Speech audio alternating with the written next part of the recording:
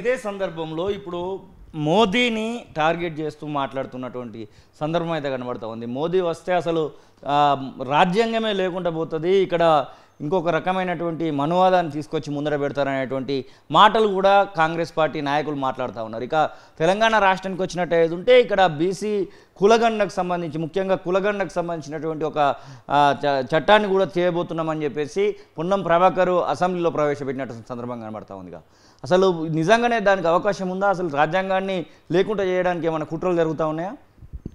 అంటే కాంగ్రెస్ పార్టీ కానీ, రాహుల్ గాంధీ కానీ, రేవంత్ రెడ్డి కానీ రాజ్యాంగాన్ని తీసేసి రిజర్వేషన్ తీసేయడం అనేది బాబాసాహెబ్ అంబేద్కర్ గారిని అవమానపరిచినట్టే అవుతుంది తప్ప, వీళ్ళ ఎలక్షన్లో గెలవడం కోసం, వీళ్ళ సీటు కాపాడుకోవడం కోసం ఎంతైనా మాట్లాడుతున్నారు, ఏమైనా మాట్లాడుతున్నారు తప్ప, ఇది ప్రజల చేత ప్రజల కొరకు రాసుకోబడ్డ రాజ్యాంగం. ఇది ఏ ఒక్కరో ఎవరో తీసేయడానికి వీల్లేదు. వీళ్ళు ఈ టాపిక్ డైవర్ట్ చేస్తున్నారు. మోడీ గారు వచ్చిన తర్వాతనే భారతీయ జనతా పార్టీ ఈ దేశానికి ఒక బీసీ ప్రధానిని ఇచ్చిన పార్టీ. అదేవిధంగా ఒక దళిత సామాజిక వర్గానికి చెందిన ఒక ఇంటలెక్చువల్ను, అదే ఒక గిరిజన సామాజిక వర్గానికి చెందిన ఒక మహిళను రాష్ట్రపతిగా చేసుకున్న ఘనత బీజేపీ పార్టీది. అంటే ప్రజాస్వామ్య మూలాలతో పాటు పనిచేస్తున్న పార్టీ. అదేవిధంగా మొన్న క్యాబినెట్లో, మోడీ గారి క్యాబినెట్లో 27 మంది ఓబీసీ మంత్రులుగా చేసుకున్నారు. ఇవన్నీ కూడా భారతీయ జనతా పార్టీ చేస్తుంది. అదేవిధంగా 2018లో 102వ రాజ్యాంగ సవరణ తీసుకొచ్చి ఓబీసీ కమిషన్కు రాజ్యాంగ హోదా ఇచ్చింది కూడా భారతీయ జనతా పార్టీ. అప్పటి వరకు కూడా బీసీలకు ఏ విధమైన రాజ్యాంగపరమైన హక్కులు లేకుండేది. హక్కులు కల్పించడం వల్లనే 27% ఉన్న రిజర్వేషను 2018 వరకు కూడా 14% అమల్లోకి వచ్చింది. కానీ ఈ గడిచిన 4-5 సంవత్సరాలల్లో అది 21% పెరిగింది. అదేవిధంగా అన్ని రకాలుగా మీకు ఈవెన్ నల్సర్ లాంటి లా యూనివర్సిటీలలో కూడా ఓబీసీ రిజర్వేషన్స్ ఇంప్లిమెంట్ అవుతున్నాయి. అదేవిధంగా సైనిక్ స్కూల్స్లో కానీ ప్రతి ఒక్క విద్యా సంస్థలలో కూడా ఓబీసీ రిజర్వేషన్స్ అన్నీ కూడా ఇంప్లిమెంట్ అవుతున్నాయి. ఈ విధంగా ఓబీసీల కోసం పనిచేస్తున్న ఏకైక ప్రభుత్వం BJP party. BJP Narendra Modi గారి ప్రధానమంత్రిగా ఒక ఎంబీసీ కులాల నుండి వచ్చిన నాయకుడిగా తన సామాజిక వర్గంలో ఉన్న అంత్యోదయ సిద్ధాంతంతోనే పనిచేస్తున్నారు.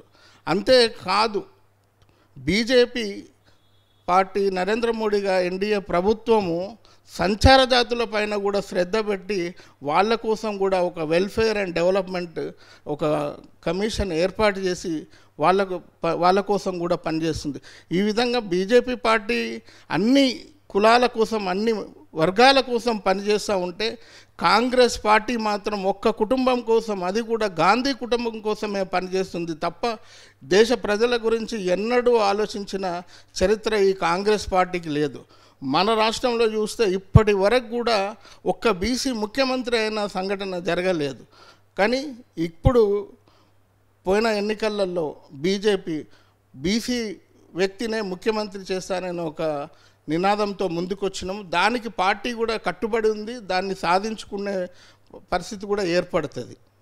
ప్రజలు విశ్వసిస్తున్నారా ఇప్పుడు వాళ్ళు చెప్పేటువంటి మాటలు? ముఖ్యంగా బీజేపీ వస్తే రిజర్వేషన్లు ఉండవు అనేటువంటి మాటను ప్రజలు రిసీవ్ చేసుకునే అవకాశం కనబడుతూ ఉందా? బీజేపీ పైన నమ్మకం ఉంచబోతున్నారా? ప్రజలు చాలా చైతన్యవంతులు. ఇప్పుడు సోషల్ మీడియా, అన్ని మీడియాలు పెరిగినాయి. ప్రజల్లో కూడా చైతన్యం పెరిగింది. ఇది వెనకటి కాలం కాదు. ప్రజలకు అన్నీ తెలుసు. ఇప్పటికీ చెప్తున్నా కదా, కాంగ్రెస్ పార్టీని ఎస్సీ ఎస్టీ బీసీలు ఎప్పటికీ నమ్మరు.